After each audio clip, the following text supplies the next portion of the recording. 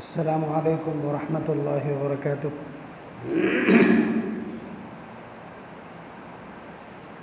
अल्हम्दुलिल्लाहि रब्बिल आलमीन वस्सलातु वस्सलामु अला सय्यिदिल अंबिया'i वल मुरसलीन मुहम्मदिन व अला आलिहि व अस्हाबिहि अजमईन, अम्मा बअद। अऊज़ु बिल्लाहि मिनश शैतानिर रजीम, बिस्मिल्लाहिर रहमानिर रहीम। अफ़हसिबतुम अन्नमा ख़लक़नाकुम अबसन व अन्नकुम इलैना ला तुरजऊन। फ़तआला अल्लाहुल मलिकुल हक़, ला इलाहा इल्ला हुवा रब्बुल अर्शिल करीम। वमन यदअु मअल्लाहि इलाहन आखर ला बुरहान लहु बिहि फ़इन्नमा हिसाबुहु इंद रब्बिह, इन्नहु ला युफ्लिहुल काफ़िरून। वक़ुल रब्बिग़फ़िर वरहम व अन्त ख़ैरुर राहिमीन। वक़ाल नबी सल्लल्लाहु अलैहि वसल्लम, ला युमिनु अहदुकुम हत्ता यकून हवाहु तबअन लिमा जिअतु बिहि, औ कमा क़ाल अलैहि सल्लतु वस्सलाम। आवाज़ थोड़ी कम कर देना, हमिल बहुत थोड़े लोग हैं।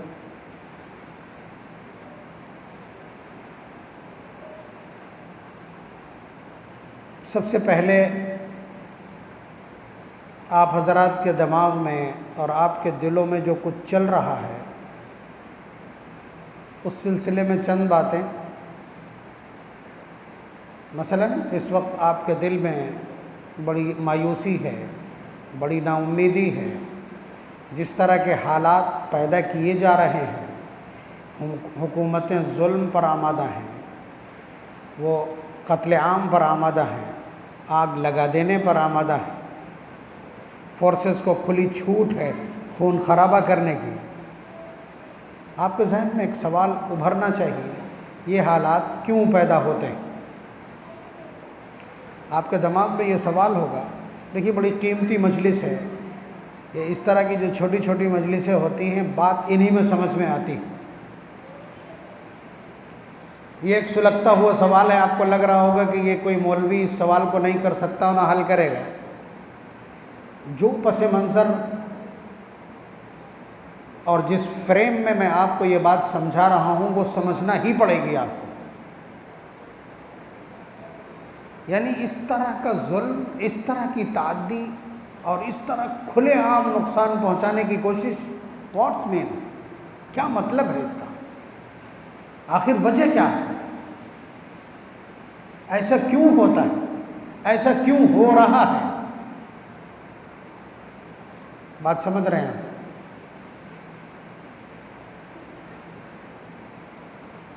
आप कहें कि हम थोड़ी तादाद में हैं, वो लोग ज़्यादा हैं, इसलिए ऐसा कर रहे हैं। ये भी आपका एक रॉन्ग कंसेप्ट है, ये मिसकंसेप्शन है, एक गलत तसव्वुर होगा।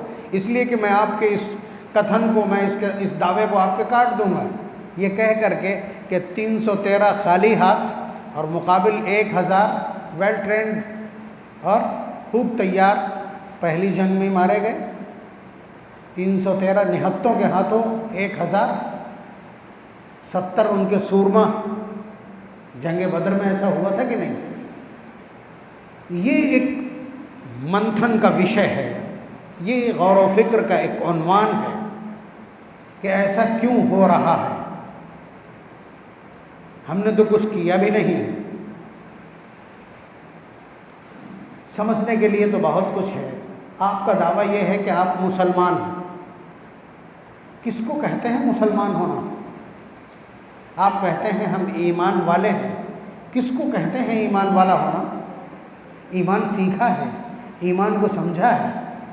ईमान किसको कहते हैं? लीजिए, आपके जहन में जो कुछ चल रहा है, मैं आपके मुकाबिल सवाल खड़ा किए देता हूँ। अल्लाह तबारक व तआला का इरशाद, अल्लाह तबारक व तआला का वादा, अल्लाह तबारक व तआला का ऐलान।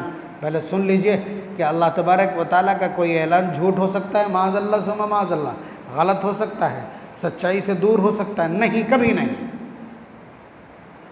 अल्लाह ताला फरमा रहे हैं, व अंतुमुल अअलौना इन कुंतुम मुमिनीन। पारा नंबर 4 सूरह अल इमरान की आयत कि तुम सरबुलंद रहोगे, तुम गालिब रहोगे, तुम बालादस्त रहोगे और तुम छाए रहोगे, हुकूमत और इक़्तिदार तुम्हारा रहेगा, शर्त सिर्फ इतनी है कि तुम ईमान वाले बने रहो। अब दो ही बातें हैं, या तो ये कहिए माज़ल्ला हाकम बदैन कि कुरान का ये दावा गलत, या फिर ये कहिए कि हमारे ईमान में कहीं ना कहीं गड़बड़ी है जिसकी वजह से हम बालादस्त नहीं बल्कि पस्त हैं, हम इक़्तिदार में नहीं बल्कि हम रुस्वा हैं। आप बताइए, ये कुरान करीम का दावा कि तुम ईमान वाले बने रहो, सरबलंदी तुम्हारा मुक़द्दर। अब ज़रा सा अपने ईमान को टटोल करके देखेंगे तो पता चल जाएगा। देखिए, एक बहुत बारीक बात है, पता नहीं ये नौजवान समझ पाएंगे या नहीं। एक तो होता है मुजरिम, एक तो मुजरिम है, मुलजिम है, ब्लैक लिस्टेड है, ठीक है, या शहर बदर किया गया तो, और कहीं किसी किडनैप के केस में पकड़ा गया या बिजली के तार काटने और चुराने में पकड़ा गया, तो अब पूरे जनपद में कहीं भी तार कटेगा तो नाम किसका आएगा? पहले यही उठेगा।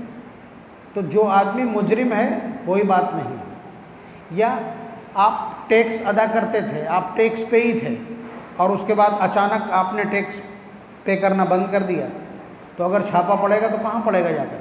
आपसे ज़्यादा आपके महल्ले में सैकड़ों लोगों के यहाँ माल हो, लेकिन छापा आपके यहाँ पड़ेगा कि आप टैक्स देते थे, फिर आपने दिया क्यों नहीं?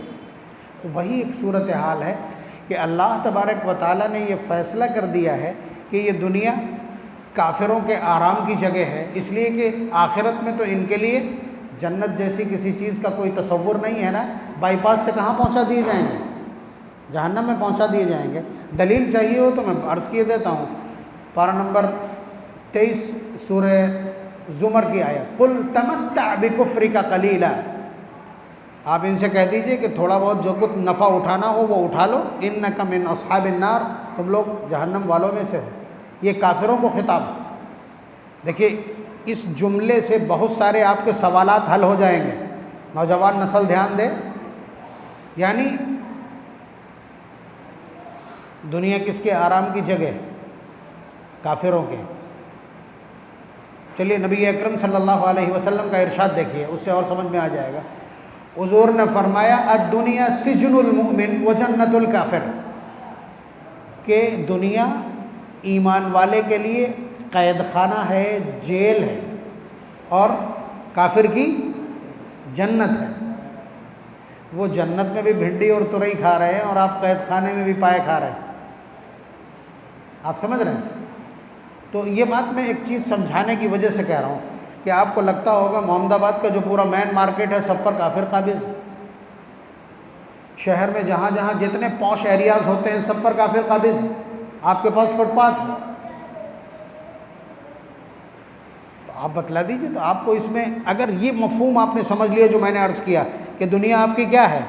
कैद खाना है, और काफिर की जन्नत है। वो यहाँ अपनी जन्नत में भी धूल खा रहे हैं, और तुम्हारी जन्नत का हाल क्या है?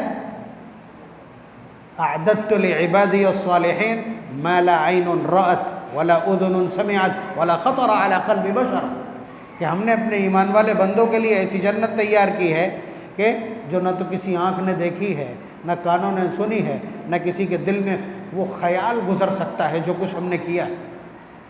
आप तो मानेंगे नहीं, कुरान कहता है लकुम फ़ीहा मा तश्तहीहिल अनफुसु व तलद्दुल आयुन, कि तुम्हारी आँखें जो सीन देखना पसंद करेंगी वो पलक झपकते क्रिएट कर दिया जाएगा। ये कुरान के अल्फाज, पारा नंबर 25 सूरह ज़ुखरुफ के। आप किसी उड़ते हुए परिंदे को देख रहे हैं कि आपके ऊपर से सीमुर्ग सीख पर जा रहा है, सुरखाब जा रहा है, आपको लगा कि इसका भुना हुआ गोश्त होता है, बड़ा लतीफ़ और लजीज़ गोश्त होता है। अल्लाह ताला फरमाते हैं वलहमि तैरिम मिम्मा यश्तहून, तो उस परिंदे का गोश्त तुम तक आएगा जिसको तुम पसंद कर रहे होगे। पारा नंबर 27 सूरह वाक़िया क्या है?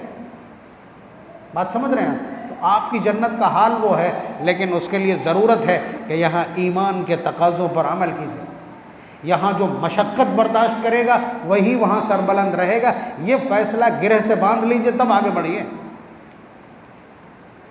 हम आपको बताए दे रहे हैं, अगर आपकी समझ में ना आए तो एक झटके में। नबी की इतनी सीरत आज तक सुनी है, कभी सुना है मोटे गद्दे पे लेटे हैं, आराम से लेटे थे, एसी लगा था? नबी की सीरत में जहाँ जो कुछ आज तक सुना होगा कि चटाई पे लेटे थे, तकिया नहीं था, और अगर कोई गद्दा था तो खजूर की छाल भरी थी बोरे में, पेट पे पत्थर बंधे थे, 3 महीने चूल्हा नहीं जला था। ये सब कुछ आपने सुना है, यानी मैं आपके सुनने का एतबार कर रहा हूँ। वरना नबी अकरम सल्लल्लाहु अलैहि वसल्लम के अल्फाज ये हैं, अशद्दु बलाअन अल अंबिया सुम्मल अमसल फल अमसल, कि सबसे ज़्यादा बलाएँ, सबसे ज़्यादा मुसीबतें, सबसे ज़्यादा आजमाइश, सबसे ज़्यादा परीक्षा, सबसे ज़्यादा एग्जामिनेशन अंबिया अलैहिमुस्सलातु वस्सलाम के ऊपर आता है। इसीलिए तो वो सिरमौर है। जो यहाँ मुश्किलात में रहेगा वो वहाँ, बहुत साफ़ सुथरी बात, जो यहाँ शराब पी लेगा उसे जन्नत की शराब हराम कर दी गई उस पर। जो यहाँ रेशम पहन लेगा, जन्नत का हरीर और दीबा उसके लिए हराम है। जो यहाँ ज़िना कर लेगा वह हूरों को देख भी नहीं सकेगा। बिल्कुल साफ तकसीम। यहाँ जो पेट भरने पे लग जाएगा वहाँ भूखा रहेगा, जो यहाँ भूखा रहेगा वो वहाँ अशबउकुम फिद दुनिया अजवउकुम फिल आखिरा, तुम में जो यहाँ पेट भरा है वो आखिरत में भूखमरी का शिकार होगा। ये अल्फाज हैं हुजूर के।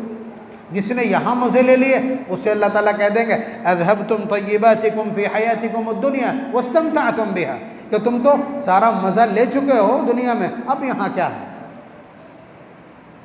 सहाबा इसीलिए डरते हैं।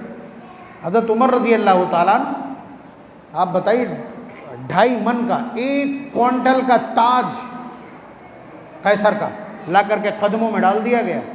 दुनिया के सबसे कीमती जवाहरात उसके ताज में टके हुए हैं। लेकिन ज़रा खाना देखिए तो उमर रज़ी अल्लाह ताला अन्हु का, कोई सफ़ीर बाहर से आने वाला कभी खा नहीं सका। सूखी रोटी भिगा दी थोड़ी देर पहले पानी में और खा लिया उसको। ये पूरी ज़िंदगी का दस्तूर है, पूरी ज़िंदगी का दस्तूर है। बल्कि इससे आगे का दस्तूर हम मैं बता दूं कि हज़रत उमर रज़ी अल्लाह ताला अन्हु जिस वक्त खलीफा हैं, मैं ज़िंदगी का मिजाज बयान कर रहा हूँ, बहक नहीं रहा हूँ मज़मून में। हज़रत उमर रज़ी अल्लाह ताला अन्हु जब कहीं किसी मुल्क का गवर्नर बना करके किसी सहाबी को भेजते थे तो उनका जो सरकारी प्रोटोकॉल था सी ऑफ करने का, बाहर मदीने से बाहर भेजने का, गवर्नर को बिठाते थे ऊँट के ऊपर और उसकी मुहार पकड़ के खुद चलते थे। यानी खलीफा वक्त नीचे चल रहा है ज़मीन पर और गवर्नर ऊपर बैठा है, यह उनका अपना प्रोटोकॉल है। 4 शर्तें लगाते थे। शरत अलैहिम, ये अल्फाज हैं, शरत अलैहिम, 4 शर्तें लगाते थे। क्या? मैं ये बात इस पस मंज़र में कह रहा हूँ कि वीआईपी कल्चर कोई चीज़ नहीं है, स्टेटस सिंबल कोई चीज़ नहीं है, कीमती कपड़े पहनना, लग्जरी गाड़ियों पर चलना ये कोई चीज़ नहीं है। आप याद रखिएगा, नबी की सीरत से इसका कोई लेना देना नहीं है। हज़रत उमर रज़ी अल्लाह ताला अन्हु ने दौलत के अंबार आ जाने के बाद, दुनिया के सारे बड़े बड़े ख़जाने मदीना मुनव्वरा के दारुल हुकूमत और बैतुल माल में आ जाने के बावजूद नबी अकरम सल्लल्लाहु अलैहि वसल्लम का कल्चर नहीं बदलने दिया। इसको ध्यान में रखने की चीज़ है, बहुत अहमियत के हामिल। शरत अलैहिम, जब किसी गवर्नर को भेजते 4 शर्तें लगाते, दंग रह जाओगे आप। फरमाते ला तरकबू बिरज़ूनन, कभी भी कीमती घोड़ों पर, तुर्की और नस्ल घोड़ों पर सवारी नहीं करोगे। आज की तारीख में लग्जरी गाड़ियां इस्तेमाल नहीं करोगे, गवर्नर को कह रहे हैं। वला तलबसू रकीकन, बारीक कपड़े नहीं, महीन कपड़े नहीं पहनोगे जो उस वक्त मालदारों और बादशाहों का तरीक़ा था। वला ताकुलू नक़ियन, छने हुए आटे की रोटी नहीं खाओगे। वला तुग़लिक़ू अबवाबकुम दूना हवाइजिन नास, और अपने घर के दरवाजे किसी वक्त भी बंद नहीं रखोगे ताकि सवाली किसी वक्त भी दंदनाता हुआ रात की तारीकी में भी आ सके। ये हज़रत उमर रज़ी अल्लाह ताला अन्हु का अपनी खिलाफत में, जबकि 4 दांगे आलम से सारे ख़जाने मदीने में आ गए। तो आप अंदाज़ा लगाइए कि जीने का सलीक़ा क्या है। तो बात चली थी कहाँ से? बात यहाँ से चली थी कि ये मुश्किलात हमारे ऊपर क्यों हैं, मुश्किलात हमारे ऊपर क्यों हैं। देखिए, हमने ईमान का दावा किया है और फिर हम ईमान पर अमल नहीं कर रहे।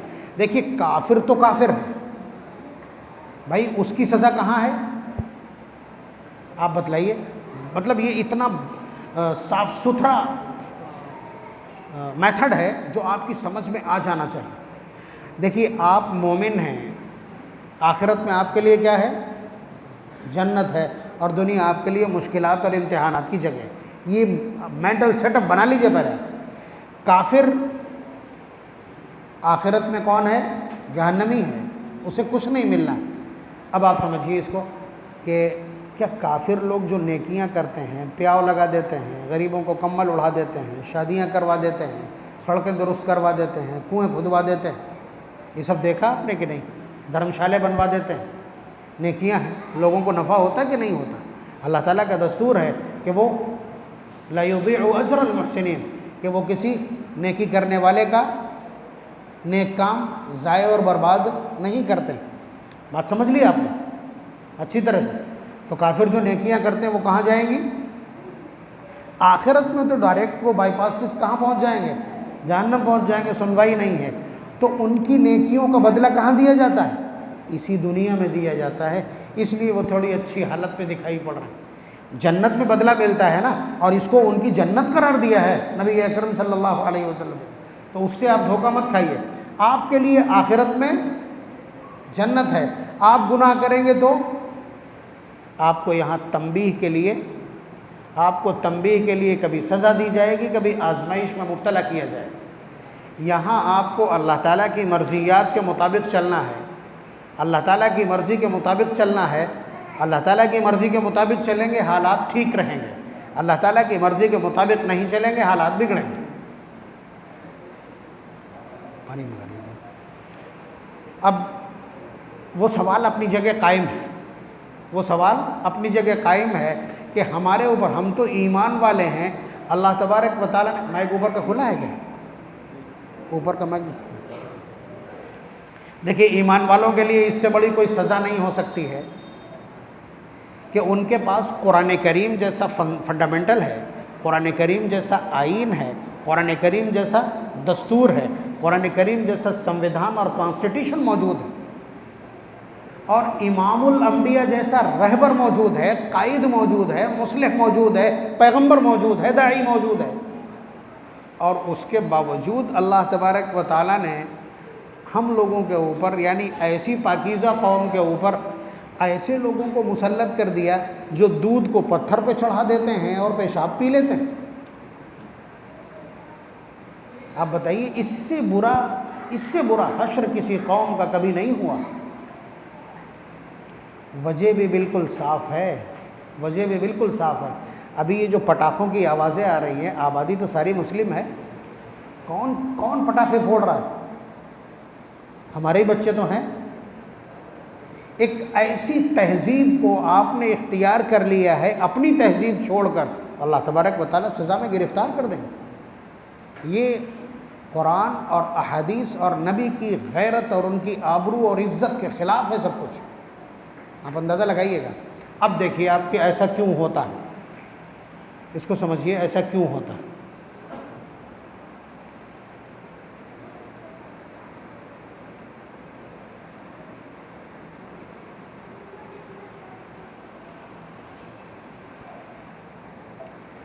आपको लगता होगा कि जालिम को इख्तिदार बख्श दिया अल्लाह ने, खूरेज़ी करने वालों को इख्तिदार बख्श दिया अल्लाह तबारक व तआला ने, जुल्म के आदी और जुल्म के खूगर दरिंदों को अल्लाह ने इख्तिदार बख्श दिया। या आप ये समझते हो कि इलेक्शन से, देखिए जितने लोग भी हैं वो सारे के सारे इस बात पे बहुत ज़्यादा चर्चा करते हैं कि हम लोगों को एकजुट होना चाहिए, फ़लाँ पार्टी को देना चाहिए, फ़लाँ को देना चाहिए। ये सारी जुगत और जुगाड़ और ये सारा लेखा जोखा और ये सारे तबसरे और तज़किरे होते रहते हैं। अगर तज़किरा नहीं होता है तो सिर्फ़ इस बात का कि हालात ऐसे हैं, अल्लाह ताला के सिवा कोई यावरी और मदद करने वाला नहीं, इस बात पे कोई नहीं आना चाहता, इस बात का कोई तबसरा नहीं करता, कोई तज़किरा नहीं करता। जबकि सच क्या है? सच यही है। आप देखें कुरान करीम की एक आयत जो आपके इन तमाम हालात को एक झटके में बतला देगी। अल्लाह ताला का इरशाद, अल्लाह ताला हुजूर से फरमाते हैं, कुल, आप ऐलान कीजिए लोगों के बीच, अल्लाहुम्मा मालिकल मुल्क, आए अल्लाह जो मुल्क का मालिक। कौन है मुल्क का मालिक? मतलब इसको आप अपनी ज़ुबान में बोला भी करें, जब बोलेंगे तब आपकी अब्दियत साबित होगी ना, बंदगी, आपकी डिपेंडेंस और आपकी निर्भरता अल्लाह की ज़ात पर तभी तो साबित होगी ना। अल्लाहुम्मा मालिकल मुल्क, ऐ अल्लाह जो मुल्क का मालिक है, तुअतिल मुल्क मन तशा, आप जिसे चाहते हैं मुल्क इनायत कर देते हैं। व तंज़िउल मुल्क मिम्मन तशा, और जिससे चाहते हैं मुल्क छीन लेते हैं। ये कुरान इक़्तिदार सिखला रहा है, ये अक़ीदत सिखला रहा है, ये सियासत है। कुरान जो जिस सियासत का सबक पढ़ा रहा है ये कुरान करीम की आयत है, और हुजूर से कहा जा रहा है इन अल्फाज में आप हमसे दुआ कीजिए, अल्लाहुम्मा मालिकल मुल्क। लफ्ज़ अल्लाहुम्मा से जो कुछ कहा जाता है वो क्या होता है? दुआ होती है ना। अल्लाहुम्मा मालिकल मुल्क, ऐ अल्लाह जो मुल्क का मालिक है, तुअतिल मुल्क मन तशा, जिसे चाहता है मुल्क इनायत कर देता है। व तंज़िउल मुल्क मिम्मन तशा, और जिससे चाहता है छीन लेता है। व तुइज़्ज़ु मन तशा, जिसे चाहता है इज़्ज़त देता है। व तुज़िल्लु मन तशा, जिसे चाहता है खाक में मिला देता है। बियदिकल खैर, हर हाल में खैर आपके कब्ज़े में। इन्नका अला कुल्लि शैइन क़दीर, आप हर चीज़ पर क़ादिर। बात समझ रहे हैं आप? तो ये इक़्तिदार किसके हाथ में है? कौन बादशाहों को और कौन वज़राए आज़म को, कौन सदूर जमहूरिया को लाता है और कौन उतारता है, ये आयत आपको साफ बतला रही है कि नहीं? इस आयत ने आपके कुछ सवाल का जवाब दे दिया है कि आप बजाय इसके कि वहाँ पटियों पर बैठ करके आप सियासत पर तबसरे करें और पार्टियों की नीति के ऊपर और अपने वोटों की गिनती और वोटों की तकसीम पर बात करें, आप बात कीजिए इस पर बात कीजिए। अपने पालनहार को पुकारिए कि मौला जालिम मुसल्लत न कीजिएगा। हुजूर ने बाकायदा इसी तरह की दुआएं तालीम की। मसलन मेरे घर ये दुआ रोज़ाना सुबह शाम कम से कम 500 बार पढ़ी जाती है। अल्लाहुम्मा अर्हमना, ऐ अल्लाह हम पर रहम फरमा दीजिए। वला तुसल्लित अलैना बिजुनूबिना मन ला यखाफुका वला यरहमुना, और हमारे गुनाहों की वजह से हम पर कोई ऐसा शख्स मुसल्लत न करना जो हम पर रहम न करे। ये हुजूर के अल्फाज हैं। आप बताइए अगर इस तरह सारे लोग दुआ करने लगे तो कभी कोई जालिम मुसल्लत ही नहीं होगा, किसी न किसी की तो पालनहार सुनेगा। अल्लाहुम्मा अर्हमना वला तुसल्लित अलैना बिजुनूबिना मन ला यखाफुका वला यरहमुना।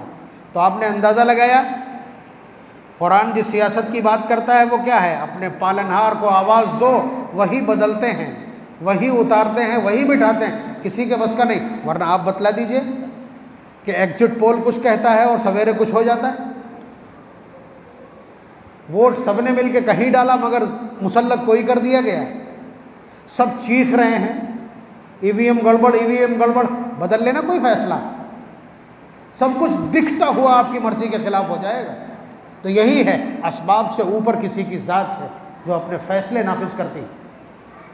तो आप ये समझिए कि ये जो कुछ आप ये कह रहे हैं, मैंने सवाल क्या खड़ा किया था, जो हालात पैदा हुए हैं ये हालात कौन पैदा करता है? इससे तो अंदाज़ा लग गया होगा कौन पैदा करता है। ये सब कुछ अल्लाह तबारक व तआला के हुक्म से बर्पा होता है। आपका एक तरफ अक़ीदा ये है, कुरान करीम कहता है वमा तस्कुतु मिन वरक़तिन इल्ला यअलमुहा, कि कोई पत्ता जब अपनी जगह से टूट करके चलता है अल्लाह के इल्म और अल्लाह तबारक व तआला के हुक्म और अंदाज़े के मुताबिक, उनकी इजाज़त और हुक्म के बगैर कुछ नहीं। ये अक़ीदा है आपका। कुरान कहता है पारा नंबर 7 सूरह अनाम की आयत। अब इससे भी ज़्यादा वाज़ेह है, इससे भी ज़्यादा ये हालात क्यों पैदा होते हैं, मैं आपको कुरान और अहादीस की ज़ुबान समझा रहा हूँ। ये हदीस जो मैं ज़िक्र करने जा रहा हूँ बाबुल अमारत वल क़ज़ा, मिशकात की आखिरी रिवायत है बाबुल अमारत वल क़ज़ा की, और हदीस क़ुदसी है, यानी बयान हुजूर ने किया है लेकिन मज़मून किसका है? अल्लाह तबारक व तआला का। देखिएगा ज़रा अंदाज़ बयान करने का। अल्लाह तबारक व तआला ने जो ऐलान किया है, इस रिवायत में जो ऐलान किया है वो आपके उन तमाम सवालात का जवाब है जो मैंने अभी खड़े किए कि ये हालात क्यों पैदा होते हैं, क्यों जालिम हम पर मुसल्लत कर दिए जाते हैं और ये इतने क्रूर और हत्यारे क्यों हो जाते हैं, खून के प्यासे क्यों हो जाते हैं। इस क्यों का सवाल तलाश करना है ना।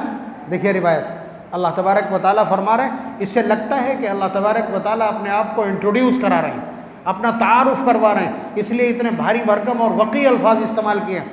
फरमाया अन अल्लाह, मैं अल्लाह हूँ। अल्लाह ताला फरमा रहे हैं अन अल्लाह, मैं अल्लाह हूँ, ला इलाहा इल्ला अना, मेरे सिवा कोई माबूद नहीं। मालिकुल मुल्क, मुल्क का मालिक मैं। मलिकुल मुलूक, बादशाहों का बादशाह मैं। कुलूबुल मुलूकी फी यदी, बादशाहों के दिल मेरी मुट्ठी में।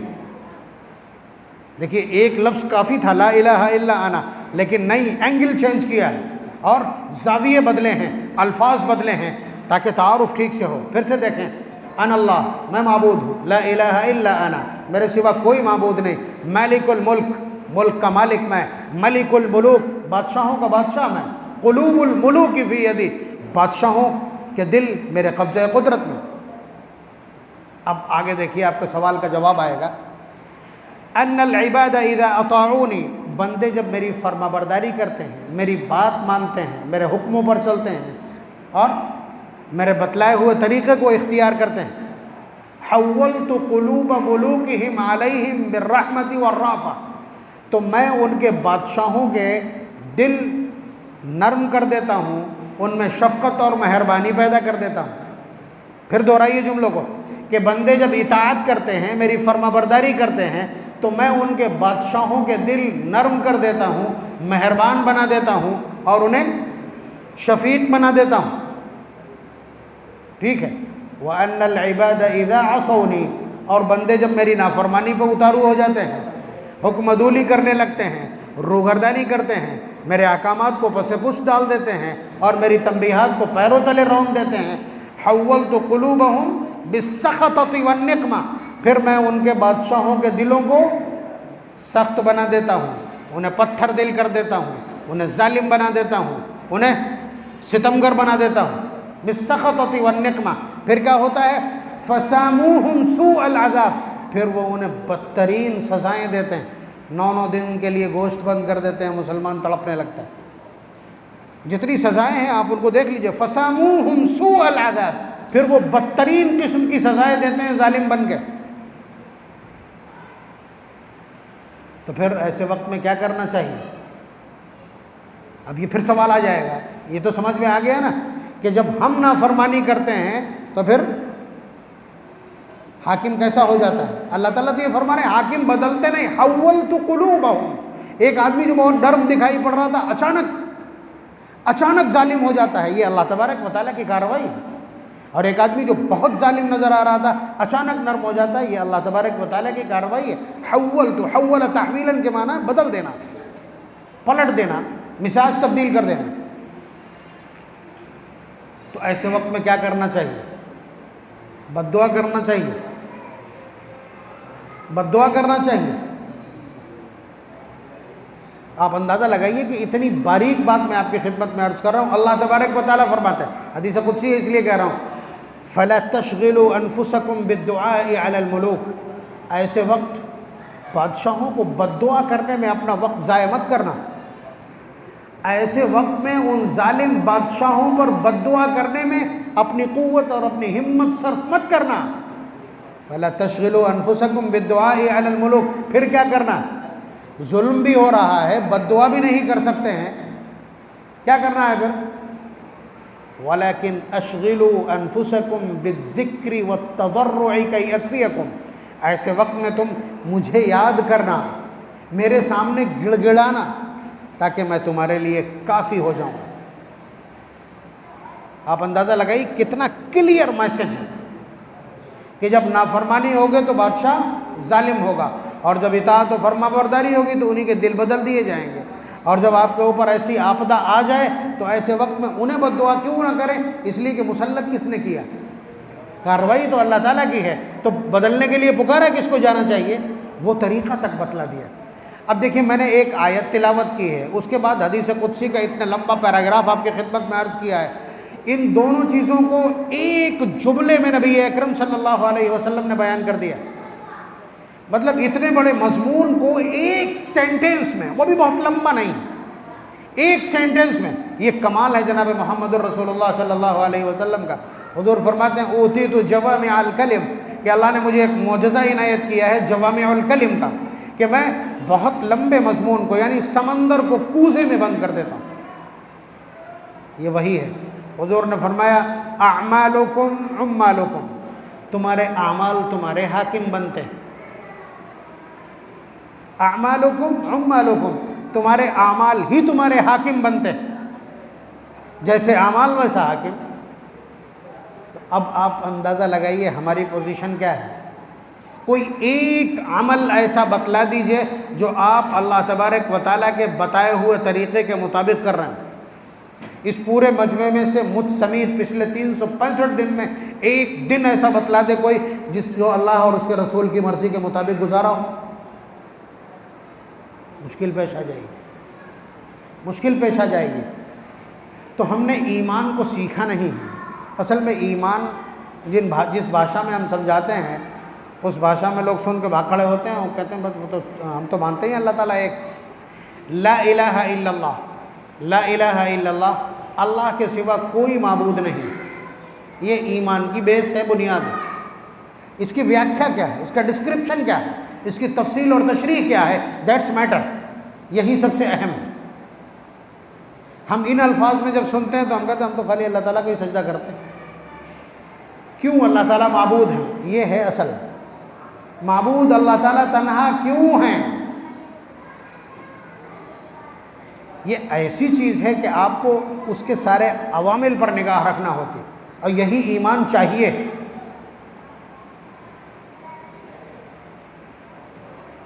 अगर किसी नौजवान से हाईली एजुकेटेड इंटेलेक्चुअल, आप समझ रहे हैं, पीएचडी एमफिल किया हुआ, आप समझ रहे हैं, और उससे आप कहिए कि आप ध्यान दीजिए इबादत पर, आप ध्यान दीजिए नमाज़ों पर, आप ध्यान दीजिए अल्लाह तबारक व तआला पर की तरफ, ठीक है। ये जो आप मारे मारे फिर रहे हैं, इतना लंबा ये कारोबार और ये सब फैलाए हुए हैं, इसको रिड्यूस कीजिए। आप ये समझिए चल जाएगा बुरी तरह से, बुरी तरह से चल जाएगा। कि तुम भिखारी बना देना चाहते हो, तुम भिखारी बना देना चाहते हो, ये कहेगा कि कमाएंगे नहीं तो खाएंगे कहाँ, और पैसा नहीं होगा तो समाज में पूछेगा कौन, पैसा नहीं होगा तो स्टेटस क्या है। और ये ऐसी बात है कि जिसके खिलाफ हम जैसे जिनकी ज़ुबानें दोधारी तलवार की तरह बानी जाती हैं, वो भी इस तरह के कॉन्सेप्ट के ख़िलाफ़ बोलने की हिम्मत नहीं जुटा पाता। लेकिन मेरे पास ज़ख़ीरा है कुरान और सुन्नत का, इसलिए मेरे पास तो बहुत काफ़ी है बात करने के लिए। मेरे पास कुरान करीम की आयत है, जब मैं आपकी खिदमत में अर्ज़ कर दूँगा दिमाग रोशन हो जाएगा। मैं नबी अकरम सल्लल्लाहु अलैहि वसल्लम के जो थॉट्स हैं वो आपके सामने रख दूँगा।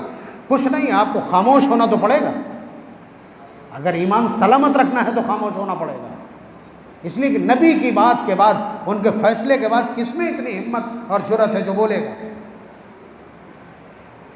लेकिन उसके अलावा मेरे पास अकली दलाइल भी इस तरह के हैं। आप जो कह रहे हैं कमाएंगे नहीं तो खाएंगे क्या, ये जुमला जो कुफ्र का आप बोलते हैं, ये धड़ल्ले से बोला जाने वाला जुमला है जिसे कोई जुर्म नहीं समझता, जबकि इसके अंदर सराहतन कुफ्र मौजूद है। अब अगली बात ज़रा सुनिएगा ध्यान से, अभी आपके 14 तबक रोशन हो जाएंगे। मुझे ये बतलाइए कि आप भी एक मखलूक हैं, आप भी एक जीव हैं धरती का। इस धरती पर आपके अलावा भी तो बहुत सारे जीव हैं। कितने हैं मौलाना तो बता देंगे अभी? 18,000। अल्लामा बैज़ावी रहमतुल्लाह अलैह की तहकीकात से कई सदी पहले की। हज़रत उमर रज़ी अल्लाह ताला ने तो अपने ही वक्त में 1,000 बताए थे, लेकिन तहकीक होते होते आगे भी बढ़ गई होगी। 18,000 मखलूक़ात, 18,000 मखलूक़ात इस धरती के ऊपर, जिसमें से इतने बड़े बड़े जीव भी हैं कि आप ये समझिए कि इतने लोग बैठे हैं। शार्क का एक लुक़मा, समंदर की जो मछली शार्क और व्हेल हैं बड़ी बड़ी, इतने बहुत सारे लोगों को वो खा जाएगी और उसकी एक दाढ़ में भी गर्म नहीं होगी। ये बात इसलिए मैं कह सकता हूँ, वाक़या बहुत मशहूर है, इसराइलियात से मुस्तफ़ाद है कि हज़रत सुलेमान अलैहिस्सलाम ने दावत कर दी थी। अल्लाह ताला से ज़िद कर बैठे कि अल्लाह मैं तेरी तमाम मखलूक़ात की एक टाइम की दावत करना चाहता हूँ। अल्लाह ताला ने फरमाया सुलेमान राज है, राज रहने दो, राज है, राज रहने दो। असल में उनका हर चीज़ पर हुकूमत, कि खाना अगर हम साल भर भी पकाएंगे तो हमारा ख़राब नहीं होगा, हवा उनके कंट्रोल में है भाई, सारी चीज़ें ह्यूमिडिटी और सब कुछ उनके कंट्रोल में। बहुत ज़िद की तो अल्लाह ताला ने छोड़ दिया उन्हें, ठीक है। 6 महीने सारे इन्नातों जिन्नातों को, सारी बड़ी बड़ी मखलूक़ात को लगा के खाना पकाया उन्होंने, खाना पकवाया। अब उसके बाद जब दावत वाला दिन आया तो एक मछली ने अल्लाह तबारक व तआला से सवाल किया, मौला मेरी आज की ग़िज़ा कहाँ? तो अल्लाह ताला ने फरमाया कि आज की दावत तुम्हारी सुलेमान के यहाँ है। मछली पहुँची और वो जितना 6 महीने का खाना था वो पूरा का पूरा एक लुक़्मे में अंदर। अब वो पूछती है, सुलेमान मेरी खुराक अभी बाकी, मेरी खुराक अभी बाकी है, मेरा मौला इस तरह के कई लुक़्मे मुझे रोज़ाना एक वक्त में खिलाता है, कहाँ है मेरी खुराक? हज़रत सुलेमान अलैहिस्सलाम के लिए सजदे के अलावा कोई और राह बनती नहीं थी। तो इससे आप अंदाज़ा लगाइए, एक ऐसा नबी जिसकी हवाओं पर और तमाम जानदारों पर, तमाम जानवरों पर हुकूमत है, उसने 6 महीने तक खुराक तैयार की है। तो ये इतने लोग, तो एक देख के जिन्नातों से उन्होंने देगे बनवाई थी बाकायदा। कुरान ने तज़किरा किया पारा नंबर 22 सूरह सबा में, वक़ुदूर रासियात, बहुत बड़ी बड़ी लगन और देगे उन्हीं जिन्नातों से ढलवाई थी। तो आप अंदाज़ा लगाइए, अब बताइए, अब ज़रा सा इतनी बड़ी बड़ी मखलूक़ात अल्लाह ताला की कि जिसे कई कई 40-40 टन एक वक्त में खाना चाहिए होता है। अब 18,000 मखलूक़ात ज़िंदा तो खुराक पे ही है ना, डाइट पे ज़िंदा है, उन्हें खुराक मिलती है, खाना मिलता है। मुझे बता दीजिए कि अल्लाह तबारक व तआला की 18,000 मखलूक़ात में से कितने हैं जो अपनी रोज़ी कमाते हैं? बहुत ध्यान, मतलब बहुत बड़ा सवाल है ये, आपके उस तमाम कुफ्र का जवाब है। इकलौता इंसान ही तो है जो कमाता है, कोई और है? बता दीजिए मुझे आप।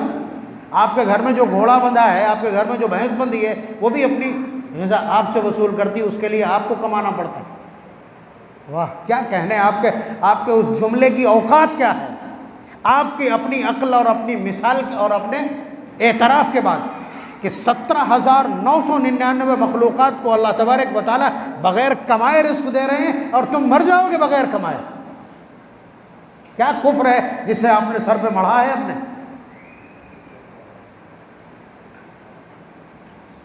आप समझ रहे हैं? 17,999 की रोज़ी कहाँ से आती है? जो आपको ये गुमान है कि नमाज़ पढ़ने जाएँ, 5 टाइम नमाज़ पढ़ने जाएँ, या दुकान कौन बंद करेगा 5 बार? कबाड़ा कौन इकट्ठा करेगा? छांटेगा कौन उसको? आपके पास तमाम सवालात। देखिए, ये सवाल अल्लाह तबारक व तआला की ज़ात पर ईमान से मेल नहीं खाते। बिल्कुल इसी टच की मैं बात कर रहा हूँ, जो आयत मैं उठा रहा हूँ वहाँ से। अल्लाह तबारक व तआला ने बिल्कुल ऐसे ही मिलता जुलता जुमला इरशाद फरमाया पारा नंबर 16 सूरह ताहा के आखिर का, वअमुर अहलका बिस्सलाति वस्तबिर अलैहा, कि आप अपने घर वालों को नमाज का हुक्म कीजिए। हुजूर से फरमा रहे हैं अल्लाह ताला, वअमुर अहलका बिस्सलाह, कि आप अपने घर वालों को नमाज का हुक्म कीजिए, वस्तबिर अलैहा, और ख़ुद भी उसकी पाबंदी कीजिए। अब आपको लगा कि हर टाइम नमाज ही पढ़ते रहेंगे, काम कब करेंगे? आपकी उस सोच के ख़िलाफ़ कुरान करीम का बयानिया नोट कीजिए। अल्लाह ताला आगे फरमाते, ला नसअलुका रिज़्क़ा, हम तुमसे रोज़ी कमवाना नहीं चाहते, हम तुमसे रोज़ी का सवाल नहीं कर रहे हैं। नहनु नरज़ुकुक, रोज़ी हम देंगे, रोज़ी हम देते हैं, हम देंगे। वल आक़िबतु लित्तक़वा, हमारे यहाँ आखिरत का जो अंजाम बेहतर है वो मुत्तक़ियों के लिए। अब आप बताइए, ये ऐसी बातें हैं जो आप झटक देना चाहते हैं। आप भाई, ये एक तरीक़ा तो ठीक नहीं, मैं तो नहीं बात करूँगा अगर आप लोग बात कर रहे हैं। अगर आप लोग बात करेंगे, मैं मुतलक बातचीत जारी नहीं रखूँगा। अगर मैं इतनी बेकीमत बातचीत कर रहा हूँ तो मैं बंद किए दे रहा हूँ फ़ौरन। अगर मेरी गुफ्तगू के दौरान कोई दूसरी आवाज़ आएगी तो अगर तुमको यहाँ बैठना सुनना हो, तुमसे कह रहा हूँ, लाल शर्ट, अगर सुनना बैठना हो यहाँ तो ठीक है, वरना घर जाओ, वक्त बर्बाद मत करो।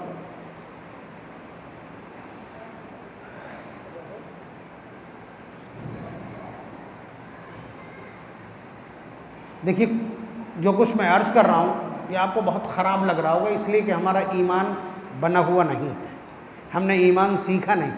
आप ये समझते ला इलाहा इल्लल्लाह कह दिया काफ़ी है, हमारी ज़िंदगियाँ काफिरों से बदतर, काफिरों से बदतर हैं ईमान और यकीन के एतबार से या अमाल के एतबार से। आप अंदाज़ा लगाइए कि हमें नमाज किस तरह की चाहिए थी। अन तअबुदल्लाह कअन्नका तराह, नमाज इस तरह पढ़ना है जैसे तुम अल्लाह को देख रहे हैं, ये क्वालिटी चाहिए थी। और पोजीशन क्या है, नियत बांधी, सलाम फिरते टाइम पता चलता है, कंप्यूटराइज्ड है पूरी हमारी, यानी फीड की हुई है पूरी नमाज, कोई कैफियत नहीं, किसी जुमले का तर्जुमा मालूम नहीं, सजदे में कोई भी सेंसिबिलिटी नहीं, और रुकू का कोई मतलब और मफहूम मालूम नहीं, उसकी तस्बीहात में कोई जान और दम नहीं। इबादत थोड़ी है, इबादत नहीं है, ये योगा है, ये रस्म है, एक्सरसाइज है। तो आप ये बतलाइए, जो लोग पढ़ रहे हैं नमाज उनका हाल ये है, जो नहीं पढ़ रहे हैं तो क्या कहना है। उसके बाद शिकवा ये कि हम लोग ईमान वाले फिर भी इतना परेशान हैं।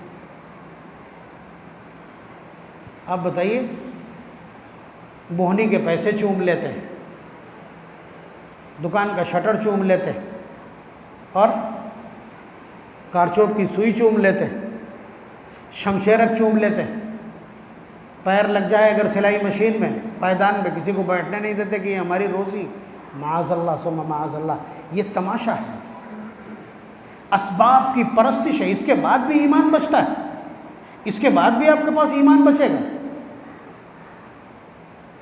अल्लाह तबारक व तआला फरमा रहे नमाज पढ़ना है, ध्यान वहाँ नहीं लगा, रोज़ी हम देंगे। अब बताइए नबी का कारोबार क्या था, बता दीजिए आप, नबी का कारोबार क्या था। अगर आइडियोलॉजी की बात की जाती, जाहिर सी बात है ज़िंदगी का 23 साल में नमूना हुजूर ने हमको पेश करके दिया है ना, अल्लाह ताला ने उस पर मोहर लगाई, लक़द कान लकुम फ़ी रसूलिल्लाहि उस्वतुन हसना, कि नबी की ज़ात में तुम्हारे लिए एक कामिल नमूना, संपूर्ण आदर्श, परफेक्ट आइडियोलॉजी, जो भी अल्फाज आप कह सकते हो ज़ुबानें बदल बदल के। बल्कि यहाँ तक मैं कहूँगा, आप अगर ये कह रहे हों कि हमारे ऊपर इतना जुल्म हो रहा है, ये हालात, क्या हुजूर पे ये हालात गुजरे थे? अभी तो कुछ भी नहीं है। ये मक्का मुकर्रमा में हुजूर के साथ जो कुछ हुआ है, आप बताइए, बिलाल ने हुजूर के हाथ पर ईमान कबूल किया है, खब्बाब इब्नुल अरत ने हुजूर की नबूवत का एतराफ़ किया है, सुमैया ने हुजूर का कलमा पढ़ा है, और अम्मार और यासिर ने हुजूर का कलमा पढ़ा है, और उनके सामने उन्हें 2 टुकड़े कर दिया जाता है। हुजूर के सामने खब्बाब इब्नुल अरत को अंगारों पर लिटाया जाता है, हुजूर के सामने बिलाल के पैर में रस्सी बांधकर मक्के की गलियों में घसीटा जाता है, हुजूर मौजूद है, देख रहे हैं।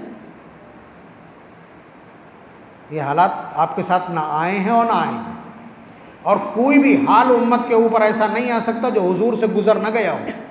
आप समझ लीजिएगा, आप समझ लीजिएगा।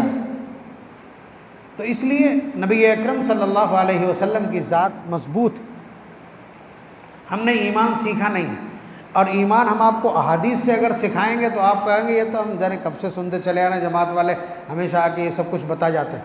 ठीक, हम दूसरा एंगल इख्तियार करते हैं जो आपको दिखाई भी पड़े।